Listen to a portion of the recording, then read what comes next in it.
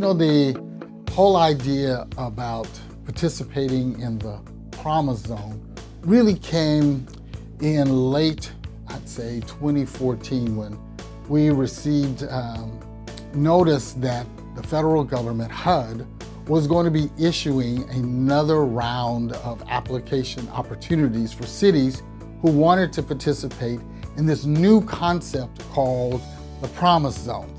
Well, we had heard about the first round of cities, and by the time we found out, there was really about maybe a 90-day period before the applications were going to be due.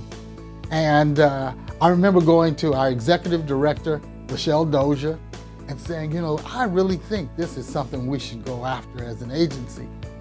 It aligns with everything that we're doing. We're in housing, and we're helping people with jobs and job training, and helping people improve their educational opportunities. And she was all for it. And then she said, but we've got to convince the mayor that this is the right thing to do. Mayor Kevin Johnson was very supportive when we brought it to him, and he jumped on it and really became our real cheerleader. And once we got the thumbs up from him, it was all hands on deck.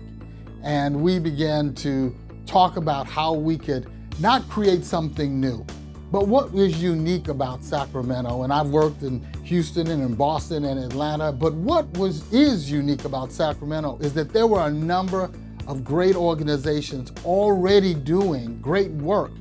The real opportunity was how to connect them together so that the right hand would know what the left hand was doing, come together, and then maximize that potential. And so we began to go to different organizations and share what could be.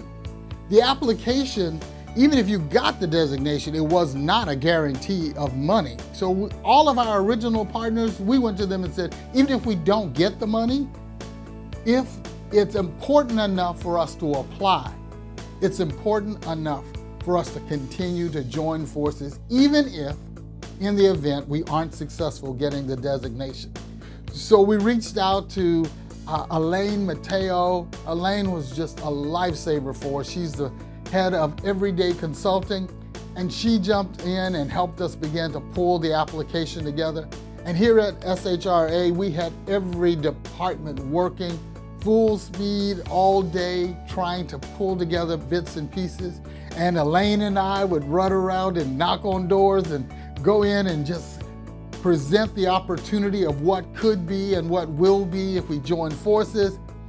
And by all of the efforts that we put together, we were able to submit what we believe was an application that highlighted the great work and the great organizations here in Sacramento.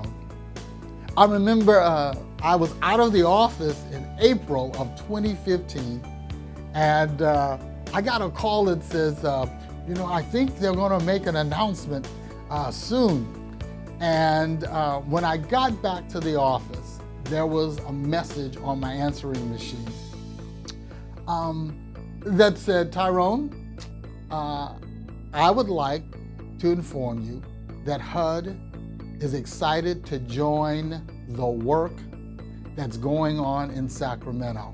Congratulations, you've been designated a Promise Zone. I kept that voicemail message on my phone, I think, for 2 years. I was really disappointed one day when I found out I accidentally deleted it. But what was clear and correct in that message was that HUD and all of the other federal agencies were really joining the work. It wasn't that we were waiting to get a designation before we decided to do anything. The train in Sacramento had already left the station, but what became unique is that we had a focus and a geographic area in which we could focus our efforts and our attentions, and a geographic area in which federal agencies that we joined with could focus and bring resources and technical assistance and training to us in these areas. And so that's how it all began. It was a dream, it really was.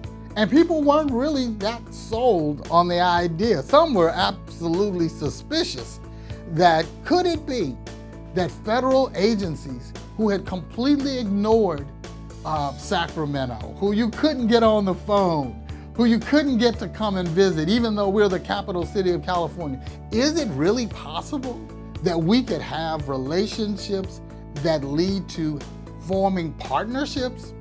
And the answer is yes.